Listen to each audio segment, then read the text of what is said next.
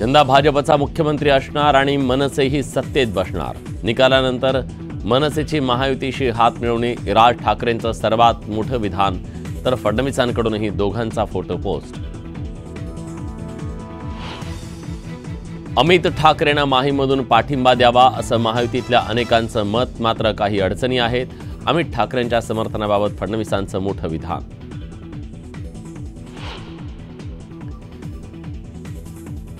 बंडखोरांचं बंड शमवण्याचे भाजपचे प्रयत्न। भाजप प्रदेश कार्यालयात महत्त्वाची बैठक, मतदारसंघाचा आढावा घेऊन बंडखोरांची समजूत काढणार। महाविकास आघाडीत कोणतीही बिघाडी नाही, बंडखोरी मोडून काढू तर कुठेही मैत्रीपूर्ण लढत होणार नाही, नाना पटोलेंना विश्वास। कुडाळमध्ये महायुती उबाठाचे कार्यकर्ते भिडले, उमेदवारी अर्जाच्या आक्षेपावरून वाद, पोलिसांच्या मध्यस्थीनंतर तणाव निवळला। महाराष्ट्रात पंतप्रधान मोदींच्या सभांचा धुरळा, पुणे मुंबईसह राज्यभरात 8 प्रचार सभांचं आयोजन। येत्या 6 नोव्हेंबरला नागपुरात राहुल गांधींची जाहीर सभा, काँग्रेसकडून सभेचा टीजर जारी, काँग्रेसकडून 40 स्टार प्रचारकांची यादी जाहीर। अर्ज भरण्याची मुदत संपतात, मनोज जरांगे ॲक्शन मोडमध्ये, मुस्लिम बौद्ध धर्मगुरूंसोबत चर्चा करणार, मराठा दलित मुस्लिम मतांचं समीकरण जुळवण्याचा प्रयत्न।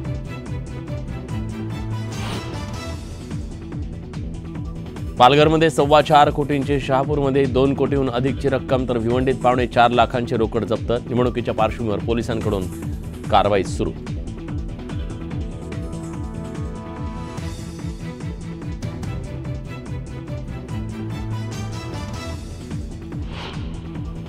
आणि दिवाळीच्या निमित्तानं अयोध्येत भव्य दीपोत्सव, लक्ष लक्ष दिव्यांनी उजळली श्रीरामांची नगरी।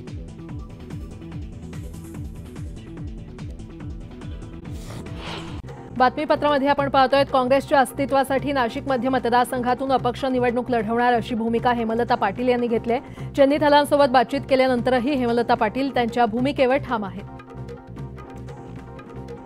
हिंगोलीमध्ये भाजपचे लोकसभा प्रभारी रामदास पाटील यांनी भाजपच्या सदस्यत्वाचा राजीनामा दिलेला आहे। अनेकदा उमेदवारी मागून देखील उमेदवारी न मिळाल्यानं अपक्ष म्हणून निवडणुकीच्या ते रिंगणात उतरलेत। नेवासा मतदारसंघात भाजपमध्ये बंडखोरी झाली आहे। भाजपचे माजी आमदार बाळासाहेब मुरकुटे यांना उमेदवारी नाकारल्यानं ते अपक्ष लढण्याचा त्यांनी निर्धार केलेला आहे। अकोला जिल्ह्यातील अकोला पश्चिम मतदारसंघातून मनसेच्या उमेदवार प्रशंसा आंबेरे यांचा नामांकन अर्ज रद्द करण्यात आलेला आहे। निवडणूक आयोगाची 25 वर्ष पूर्णची अट लागू होत नसल्यानं अर्ज नाकारण्यात आलाय। मावळमध्ये महायुतीनं सुनील शेळकेंना उमेदवारी दिली, त्यानंतर भाजपच्या पदाधिकाऱ्यांनी बंड केलं, मात्र शिवसेनेचे खासदार श्रीरंग बारणे यांनी शेळकेंनाच पाठिंबा जाहीर केलाय। महाविकास आघाडीतील घटक पक्ष शेतकरी कामगार पक्षाला अपेक्षित असलेल्या जागांवर ठाकरे गटानं दावा केलाय। दरम्यान महाविकास आघाडीमध्ये बिघाडी होईल असं काही बोलणार नाही, अशी प्रतिक्रिया शेकापच्या जयंत पाटलांनी दिली आहे। जळगाव जिल्ह्यातील मंत्री गुलाबराव पाटील आणि अनिल भाईदास पाटील यांची डोकेदुखी वाढलेली आहे, कारण शेवटच्या दिवशी सारख्या नावाच्या अपक्ष उमेदवारांचे अर्ज दाखल झालेत। दापोली विधानसभा मतदारसंघात एकाच नावाचे 3 उमेदवार आहेत। उद्धव ठाकरे गटाचे संजय कदम यांच्या नावात साधर्म्य असलेले 2 संजय कदम अपक्ष म्हणून विधानसभा निवडणुकीच्या रिंगणात उतरलेत। यवतमाळ जिल्ह्यात 3 विधानसभा मतदारसंघात बंडखोरी झाल्यानं राजकारणाचं समीकरण बिघडण्याची शक्यता आहे। काँग्रेसचे माजी आमदार विजय खडसे यांनी बंडखोरी केल्यानं काँग्रेसचे उमेदवार साहेबराव कांबळेंसमोर मोठं आव्हान उभं राहिलंय। अहिल्यानगर जिल्ह्यातील नेवासा विधानसभा मतदारसंघात महायुतीमध्ये मोठा सावळा गोंधळ पाहायला मिळतोय। शिवसेना आणि राष्ट्रवादीनं एबी फॉर्मसह आपले उमेदवार उभे केलेत, तर नाराजीमुळे माजी आमदार आणि एका इच्छुकानं देखील बंड करत अर्ज दाखल केलाय। औसा मतदारसंघात ठाकरे गटाचे उमेदवार दिनकर माने यांच्या रॅलीमध्ये जरांगे पाटलांसारख्या दिसणाऱ्या व्यक्तीला टेम्पोवर बसवण्यात आलं होतं। मराठा कार्यकर्त्यांच्या ही गोष्ट लक्षात आल्यानंतर त्या व्यक्तीला बाजूला करायला सांगण्यात आलं। अहमदनगरमधील विधानसभा निवडणुकांसाठी 12 विधानसभा मतदारसंघातून 288 अर्ज दाखल झालेत। त्यात रोहित पवार यांच्याकडे सर्वाधिक संपत्ती आहे। रोहित पवारांच्या नावे 98,57 लाखांची संपत्ती आहे। काँग्रेसचे बंडखोर उमेदवार आबा बागुल यांनी चक्क काँग्रेस भवनातूनच प्रचाराचा शुभारंभ केलाय। यावेळी पर्वतीची जागा राष्ट्रवादी सलग 3ऱ्यांदा हरली आहे। मग ही जागा काँग्रेसला का सोडली नाही, असा सवाल बागुल यांनी विचारलाय। शरद पवार गटाचे उमेदवार गणेश गीते यांनी भाजपचे उमेदवार राहुल ढिकले यांच्यावर आरोप केलाय। राहुल ढिकले यांनी डमी उमेदवाराला 20 लाख रुपये देऊन अर्ज भरायला लावल्याचा आरोप केलाय। महाराष्ट्र विधानसभा निवडणुकीसाठी काँग्रेसकडून 40 स्टार प्रचारकांची यादी जाहीर करण्यात आली आहे। यादीमध्ये काँग्रेस अध्यक्ष मल्लिकार्जुन खरगे, सोनिया गांधी आणि राहुल गांधी यांच्यासह मोठ्या नेत्यांची नावं आहेत। विधानसभा निवडणुकीसाठी भाजपकडून सभांचा धडाका लावण्यात आलाय। मोदींसह अमित शहा राज्यामध्ये सभा घेणार आहेत। 100हून अधिक सभांचं नियोजन करण्यात आलंय। काँग्रेस नेते राहुल गांधी येत्या 6 नोव्हेंबरला मुंबईमध्ये पहिली सभा घेणार आहेत। यावेळी 5 गॅरंटी जाहीर करत राहुल गांधी महाराष्ट्रामध्ये प्रचाराचा नारळ फोडणार आहेत। उपमुख्यमंत्री देवेंद्र फडणवीस आणि राज ठाकरे या दोन्ही नेत्यांमध्ये चर्चा झाली। माहीम मतदारसंघात अमित ठाकरेंना महायुतीचा पाठिंबा देण्याबाबत फडणवीस सकारात्मक असून याबाबत चर्चा झाल्याची माहिती आहे। महाविकास आघाडीमध्ये कुठेही मैत्रीपूर्ण लढत नाही, सर्व बंडखोरांना अर्ज मागे घ्यायला लावणार असं काँग्रेस प्रभारी रमेश चेन्नीथला यांनी स्पष्ट केलंय।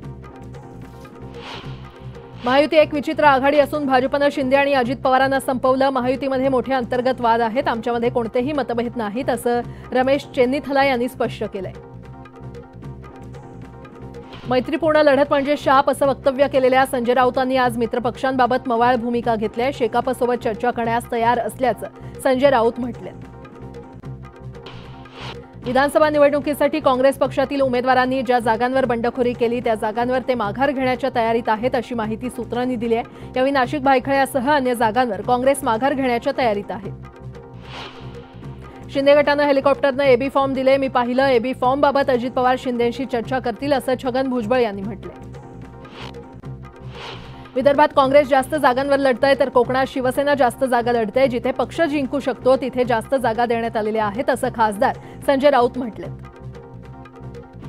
सांगलीचा पॅटर्न आता लोकांनी विसरायला हवा। सांगलीमध्ये लोकसभेला आमच्या मित्रपक्षांनी आघाडी धर्म पाळला नाही असा आरोप खासदार संजय राऊतांनी केलाय। मुख्यमंत्र्यांसह दोन्ही उपमुख्यमंत्र्यांमध्ये आज महत्त्वाची बैठक पार पडण्याची शक्यता आहे। यावेळी नाराज आणि बंडखोरी केलेल्या नेत्यांची समजूत काढण्याचा प्रयत्न करण्यात येणार असल्याची माहिती सूत्रांनी दिली आहे। नवाब मलिक राष्ट्रवादी काँग्रेसमध्येच आहेत, त्यांना एबी फॉर्म दिला, यात काहीच नवीन नाही। याबाबत मित्र पक्षांशी चर्चा करणार असं प्रफुल्ल पटेल म्हटले। सिंचन प्रकरणाची चौकशी लावली नव्हती, अजित पवार खरं बोलले असं वक्तव्य माजी मुख्यमंत्री पृथ्वीराज चव्हाण यांनी केलंय। आता कुणाच्या शिक्कामोर्तबची गरज नाही, नाहक आमचं सरकार पाडलं असं मोठं विधान पृथ्वीराज चव्हाणांनी केलंय। आढळराव पाटील आणि वळसे पाटलांमधील वैर सर्वश्रुत आहे, मात्र लोकसभा निवडणुकीनंतर दोघांमधील वाद मिटल्यानंतर आढळराव पाटील यांनी प्रत्यक्ष भेटत वळसे पाटलांना वाढदिवसाच्या शुभेच्छा दिल्या। चिंचवड विधानसभा मतदारसंघातील शरद पवार गटाचे उमेदवार राहुल कलाटे यांच्या विरोधात गुन्हा दाखल करण्यात आलाय। वंचितच्या राशीद शेख या उमेदवाराला धमकी देणं त्यांना चांगलंच भोवलंय। सावनेर विधानसभा मतदारसंघातील राजकीय वातावरण तापलंय। भाजप उमेदवार आशिष देशमुख यांनी सुनील केदार यांना आव्हान दिलंय। केदार जिल्हा तो छोडो, सावनेर भी तुमसे छीन लेंगे, जो हात उठेंगे वो हात काट डालेंगे असा आशिष देशमुख यांचा वादग्रस्त व्हिडिओ व्हायरल झालाय। पालघर साधू हत्याकांडावर भाजपनं नवा व्हिडिओ जारी केलाय। भाजपनं हिंदुत्वाच्या मुद्द्यावर महाविकास आघाडीला पुन्हा डिवचलंय। हिंदू द्वेष्टे म्हणत उबाठा शिवसेना गटाला टोला लगावण्यात आलाय। जरांगे पाटलांची तब्येत अचानक बिघडली आहे, त्यांना थकवा आणि ताप आला असल्यानं डॉक्टरांनी त्यांना आरामाचा सल्ला दिलाय। पिंपरी चिंचवडमधील आकुर्डी प्रेमलोक पार्क परिसरात 3 बॉम्ब सापडल्यानं खळबळ माजली आहे। पाईपलाईनच्या खोदकामादरम्यान ही बाब समोर आली आहे। बॉम्ब शोधक नाशक पथक आणि अग्निशमन दलाचे जवान घटनास्थळी पोहोचले। मुंबई, नवी मुंबई आणि मीरा भाईंदर पोलीस आयुक्तालयातील 221 पोलीस अधिकाऱ्यांच्या बदल्या करण्यात आलेल्या आहेत। विधानसभेच्या पार्श्वभूमीवर ऐन दिवाळीत अधिकाऱ्यांच्या बदल्या झाल्यात। विरार पूर्वेकडील मनवेलपाडा परिसरात असलेल्या ऋषी विहार फेज 2 मधील एका घरात आग लागली। एसीमध्ये शॉर्ट सर्किट झाल्यानं ही आग लागली। आगीवर नियंत्रण मिळवण्यात यश आलं असून सुदैवानं यामध्ये कोणतीही जीवितहानी झाली नाही। वाढत्या प्रदूषणाच्या पार्श्वभूमीवर बृहन्मुंबई महानगरपालिकेनं दिवाळी सणादरम्यान फटाक्यांच्या वापरासाठी नवीन मार्गदर्शक तत्त्व जारी केली आहेत। मुंबईकर रात्री 10 नंतर फटाके फोडू शकणार नाहीत। खारघरमध्ये अंमली पदार्थ विरोधी कक्षानं छापा टाकलाय। यात 20 नायजेरियन आरोपींसह 27 लाखांचा मेफेड्रॉन ड्रग आणि मद्यसाठा जप्त करण्यात आलाय। पुणेकरांना आता दिवाळीची खरेदी रात्री 1:30 वाजेपर्यंत करता येणार आहे। रात्री 1:30 वाजेपर्यंत सर्व प्रकारची दुकानं दिवाळीनिमित्त सुरू ठेवण्यास पुणे पोलीस आयुक्तांनी परवानगी दिली आहे। पालिकेच्या कर संकलन आणि निर्धारण विभागानं पहिल्याच महिन्यात आतापर्यंत एकूण अंदाजाच्या 30% मालमत्ता कर गोळा करण्यात यश मिळवलंय। त्यामुळे पालिकेच्या तिजोरीमध्ये 1488 कोटींची भर पडली आहे। प्रवासादरम्यानच्या निवासी व्यवस्थेमध्ये बदल केल्याच्या धोरणाला विरोध करणाऱ्या 10 कर्मचाऱ्यांना एअर इंडियानं निलंबित केलेलं आहे। या कर्मचाऱ्यांनी स्वतः विरोध करतानाच अन्य सहकाऱ्यांना देखील भडकावल्याचा त्यांच्यावर आरोप आहे। परस्पर संमतीनं विभक्त होऊ पाहणाऱ्या जोडप्यांना घटस्फोट मंजूर करण्यापूर्वी 6 महिने वाट पाहायला लावू नका, तसंच कूलिंग कालावधीची अट घालू नका, अशी सूचना उच्च न्यायालयानं कौटुंबिक न्यायालयांना केली आहे। तापी नदीवरील शेळगाव बॅरेज प्रकल्प पूर्ण क्षमतेनं भरलेला आहे। दरम्यान बॅरेजमध्ये अडवलेल्या पाण्याचा विसर्ग केल्यानं माजी खासदार डॉक्टर उल्हास पाटलांनी नाराजी व्यक्त केली आणि विसर्ग थांबवण्याची मागणी केली आहे।